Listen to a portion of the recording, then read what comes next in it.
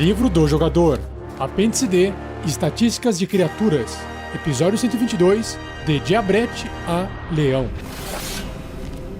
Regras do D&D 5e. Uma produção RPG Next. Seja bem-vindo, seja bem-vinda a mais um Regras do D&D 5e. Eu sou Rafael47 e nesse episódio irei apresentar a você o que o livro do jogador do RPG Dungeons & Dragons 5ª edição diz sobre as estatísticas dessas criaturas que vão agora do Diabrete, letra D, até a criatura Leão, letra L.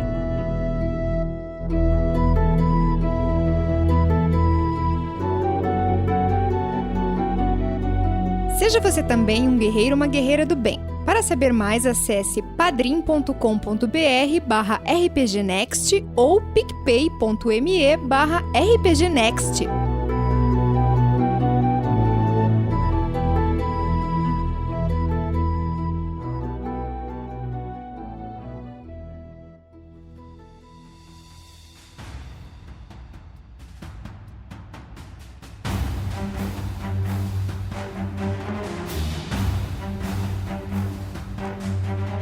Então, dando continuidade no cast anterior, o livro do jogador ele apresenta as estatísticas, as informações de jogo para que você possa usar essas criaturas, tanto quando você faz alguma magia, alguma invocação de alguma criatura, ou quando alguém é transformado em alguma coisa, ou até se você quiser usar isso como criatura para poder já sair jogando só com o livro do jogador, já é possível. E seguindo a ordem alfabética das criaturas, os nomes das criaturas em português, o próximo da lista é o Diabrete, que é uma criatura de tamanho miúda, um corruptor. Corruptor é um fiend, é o tipo dela, e está entre parênteses diabo, metamorfo. Essas palavras elas existem para você poder associar a efeitos de magia ou qualquer outro tipo de regra dentro do sistema. E a tendência dele, o alinhamento que ele tem é leal e mal. A ideia é de que essa criatura nasce com essa tendência. Ela já nasce leal e má. A classe de armadura é 13, pontos de vida médio 10, mas se você quiser rolar os dados, 3d4 mais 3. Deslocamento 6 metros, se ela estiver no chão andando, ou voando 12 metros. E aí tem mais alguns tipos de deslocamento aqui, ó. 6 metros em forma de rato, também tem 6 metros andando e 18 metros em forma de corvo, e 6 metros andando no chão e mais 6 metros em forma de aranha, ou seja, para aranha tanto faz se tá chão, se tá parede, se tá teto, certo?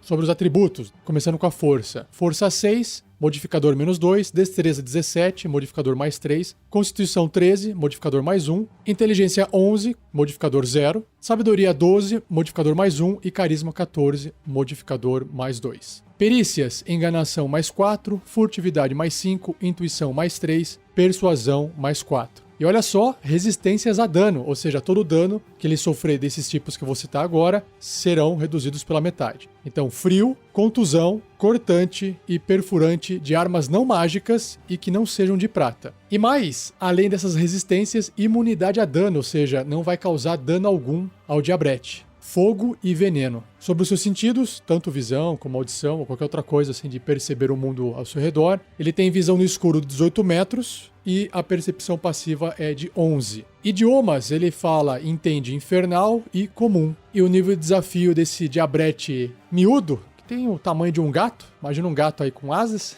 ele é de 1, desafio 1, que dá 200 de XP. Suas habilidades especiais, ele tem 3. Metamorfo, resistência à magia e visão de diabo. Então o metamorfo o Diabrete pode usar sua ação para se metamorfosear nas formas de besta de um rato, corvo ou aranha, ou em sua forma de diabo. Suas estatísticas são as mesmas em todas as formas, no entanto, seu ataque é diferente em algumas delas, né? Porque muda a forma, muda o ataque. Qualquer equipamento carregado não será transformado. Se morto, o Diabrete volta à sua forma de diabo. A segunda habilidade é resistência à magia. O Diabrete tem vantagem em testes de resistência contra magias e outros efeitos mágicos. Muito bom. E visão de diabo, que escuridão mágica não impede a visão no escuro do Diabrete. Então, se alguém fez aquela magia escuridão, né, darkness, ele continua enxergando. Não tem como afetá-lo. E quais são as ações que ele tem? São 2, ferrão e invisibilidade. Então, ferrão, que está entre parênteses escrito mordida em forma de besta, é um ataque corpo a corpo com arma, mais 5 para atingir, o alcance é de 1,5 m, ou seja, adjacente a uma criatura. acerto 5 ou 1d4 mais 3 de dano perfurante e o alvo deve realizar um teste de resistência de constituição com dificuldade 11, sofrendo 10 ou 3 dados de 6 faces de dano de veneno, se falhar na resistência ou metade desse dano, se obtiver sucesso. Então, ou seja, levou uma ferroada do Imp, do Diabrete, não tem como escapar do veneno, a não ser que o seu personagem seja imune a veneno. E invisibilidade, o Diabrete fica invisível até ele atacar ou sua concentração acabar. Legal, hein? Qualquer coisa que o Diabrete invisível estiver carregando ou vestindo fica invisível contanto que permaneça em contato com ele. Porra, bem forte esse Diabrete, não? Legal, curti. Próximo da lista, Esqueleto. É um morto-vivo médio, leal e mau. Classe armadura 13, que são pedaços de armadura. Ou seja, ele tem 10 armadura, aí ele tem mais 2 do modificador de destreza, que eu já vou chegar lá, e aí esse mais 1 para chegar no 13 são os pedaços de armadura. Pontos de vida 13, ou você pode rolar 2d8 e somar 4. Deslocamento 9 metros. Força 10 com modificador 0, destreza 14 com modificador mais 2, constituição 15 com modificador mais 2, inteligência 6 com modificador menos 2, sabedoria 8 com modificador menos 1 e carisma 5 com modificador menos 3. Ele tem vulnerabilidade a dano de contusão, faz sentido. Quebrar ossos com armas de impacto é muito mais fácil. Então ele vai levar o dobro do dano se alguém atacá-lo com armas de contusão. Imunidade a dano, que é veneno, faz sentido também. Não tem como você envenenar ossos. Imunidade a condições envenenado, também não pode ficar com a condição de envenenar. Sentidos, visão no escuro 18 metros e percepção passiva de 9. Idiomas, compreende os idiomas que conhecia em vida, mas não pode falar, porque ele não tem mais a estrutura orgânica que permite falar. E o nível de desafio é 1/4, 50 de XP. Ações do esqueleto. Arco curto, é um ataque à distância com arma, mais 4 para atingir. A distância de 24 metros barra 96 metros, ou seja, com 24 metros ele ataca normalmente, e se passar dessa distância até um máximo de 96 metros, o ataque é feito com desvantagem e apenas um alvo. Se acertar, causa 5 ou 1d6 mais 2 de dano perfurante. E a espada curta, ataque corpo a corpo com arma, mais 4 para atingir um alvo que esteja a 1,5 m de distância, ou seja, adjacente ao esqueleto. Se acertar, 5 de dano, 1d6 mais 2 de dano perfurante, porque a espada curta causa dano perfurante. Claro que você pode usar ela para cortar também, mas num combate, num ataque, ela é eficaz de forma perfurante. Próxima criatura é o Falcão. É uma besta miúda e o alinhamento dela é sem alinhamento. Classe armadura 13, pontos de vida 1 ponto de vida, ou seja, você rola 1d4 e subtrai 1, então pode ser de 1 até 3. Deslocamento 3 metros e o voo é de 18 metros. Força 5, com modificador menos 3. Destreza 16, com modificador mais 3. Constituição 8, com modificador menos 1. Inteligência 2, com modificador menos 4. Sabedoria 14, com modificador mais 2. E carisma 6, com modificador menos 2. Perícias. Percepção mais 4, sentidos, percepção passiva 14, idiomas não fala nenhum, não entende, e o nível de desafio dele é 0, mas ele concede 10 de XP. Ele tem uma habilidade especial aqui que é visão aguçada, o Falcão tem vantagem em testes de sabedoria e percepção relacionados à visão, e as ações que ele tem é apenas uma, que é um ataque com garras, um ataque corpo a corpo com arma, mais 5 para atingir, o alcance é 1,5 m, um alvo, e o acerto é 1 de dano cortante, não precisa nem rolar os dados. Agora é a vez de um gato. O gato é uma besta miúda, que também não tem um alinhamento definido. Classe de armadura 12, pontos de vida 2. Aí você rola 1d4 se quiser usar os dados. Deslocamento 12 metros e escalada 9 metros. Sobre os seus atributos, força 3, menos 4, destreza 15, mais 2, constituição 10, nenhum modificador, inteligência 3, menos 4, sabedoria 12, mais 1 e carisma 7, menos 2. Perícias, furtividade mais 4 e percepção mais 3. Sentidos, percepção passiva 13, não tem nenhum idioma associado a ele, e o nível de desafio é 0, dá 10 de XP. Ele tem uma habilidade especial que é o faro aguçado, o gato tem vantagem em testes de sabedoria e percepção relacionados ao olfato. E na lista de ações, ele ataca com as garras, que é um ataque corpo a corpo com arma, mais 0 para atingir, basta rolar o D20, o alcance também é adjacente, um alvo apenas e se acertar, causa 1 de dano cortante. Então suas garras cortam. Legal. Agora é a vez do javali, uma besta média, também sem alinhamento definido. Classe de armadura 11, e é uma armadura natural, é uma pele mais grossa. Pontos de vida 11, ou você pode rolar 2d8 mais 2, deslocamento 12 metros. Sua força é 13, mais 1. Destreza é 11, sem modificador. Constituição 12, mais 1. Inteligência 2, menos 4. Sabedoria 9, menos 1. E carisma 5, menos 3. Sentidos, percepção passiva 9. Não tem nenhum idioma associado. E o nível de desafio é 1/4, 50 de XP. Ele tem duas habilidades especiais. Uma é investida e outra é implacável. A investida diz: se o javali se mover pelo menos 6 metros em linha reta, em direção a uma criatura logo antes de atingi-la com o seu ataque de presa, o alvo sofre 3 ou 1d6 de dano cortante extra e deve ser bem sucedido num teste de resistência de força com dificuldade 11 para não cair no chão. Então, esse é o maior perigo do javali, né? Ele ter uma linha reta, estar longe de você e partir para cima. E a habilidade de implacável, ela recarrega após o javali terminar um descanso curto ou longo, ou seja, só pode usar uma vez ali no combate. Se o javali sofrer dano, que o reduziria a 0 pontos de vida, a não ser que o dano seja 7 ou mais, ou de um acerto crítico, ele cairá a 1 ponto de vida no lugar de ficar com 0. É basicamente a mesma habilidade do meio orc, só que um pouquinho mais fraco. Mas isso já torna o javali muito mais durável do que o normal. E na lista de ações ele tem o ataque com presa, que é um ataque corpo a corpo com arma, mais 3 para atingir, o alcance também é adjacente, 1,5 m, um alvo. Acerto, 4 de dano, ou 1d6 mais 1, e o dano é cortante.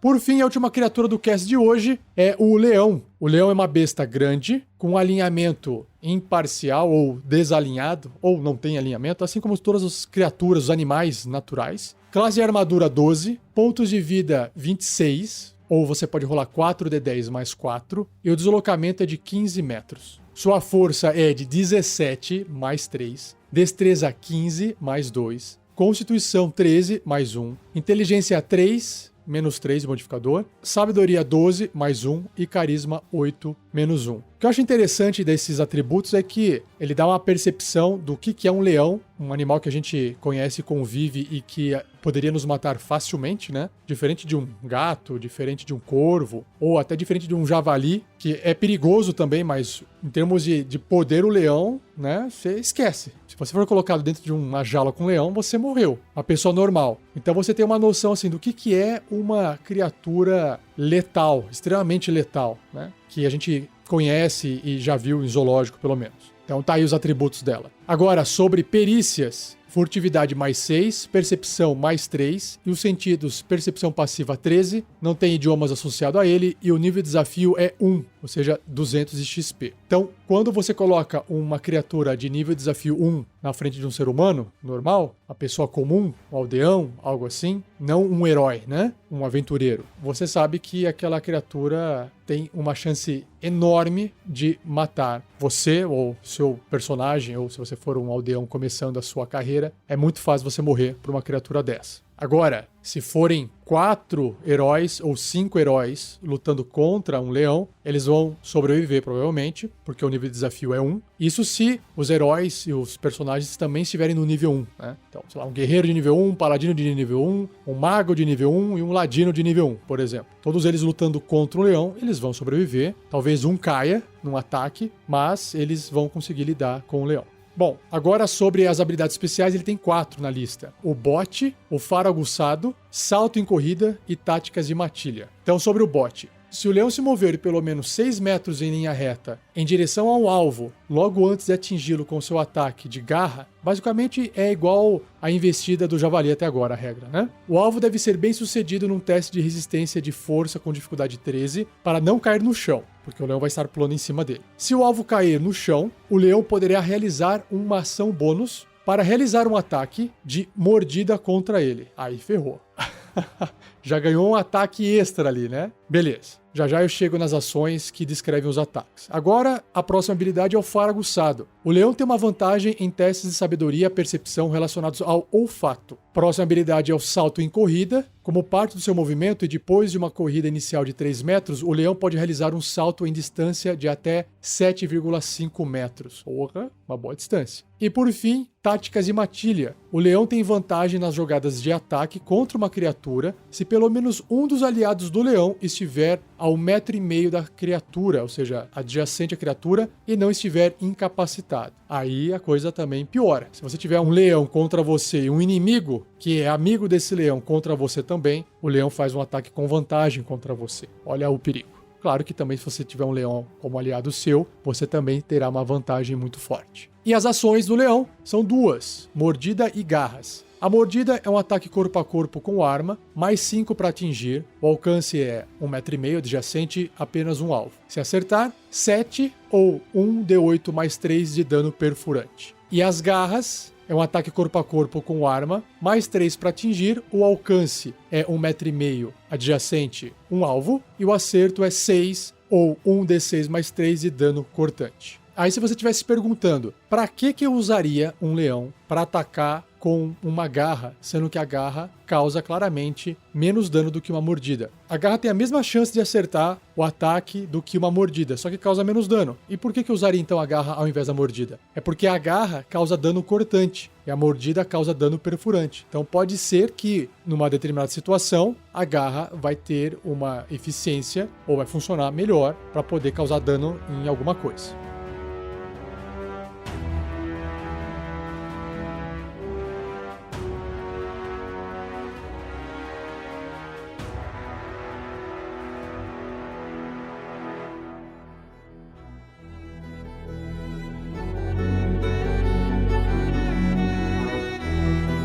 E assim eu encerro mais um episódio do Regras do D&D 5e. Espero que você tenha gostado. Envie suas dúvidas para rafael47@rpgnext.com.br ou escreva onde você ouviu esse episódio. Minha intenção é ir acumulando algumas perguntas e fazer um episódio especial respondendo todas elas. Não se esqueça de compartilhar com seus amigos e amigas e com seus inimigos. E um obrigado ao Gleico Vieira Pereira, o editor desse podcast. Por fim, se você ainda não é um apoiador, não ajuda o projeto RPG Next mensalmente, considere fazer isso com apenas R$2 por mês no padrim.com.br/rpgnext. Entre lá e confira nossas metas e recompensas, ou no picpay.me/rpgnext com um valor mínimo de R$5 por mês, tá bom? Ou seja, é uma quantia pequena que pode ajudar bastante porque a gente consegue ser ajudado por muitas pessoas com valores baixos. Então não precisa pouca gente doar um monte, é mais importante um monte de gente doar um pouquinho. Tá bom? Eu agradeço já a ajuda e a força de vocês, e se você não tem condições financeiras, não tem problema, você pode nos ajudar falando do nosso projeto e compartilhando com outras pessoas, tá bom? Vai ajudar bastante. E não perca o próximo episódio, onde eu irei abordar a continuação da descrição dessas criaturas, lendo as estatísticas deles do livro do jogador, beleza? Então é isso, um abraço e até o próximo episódio.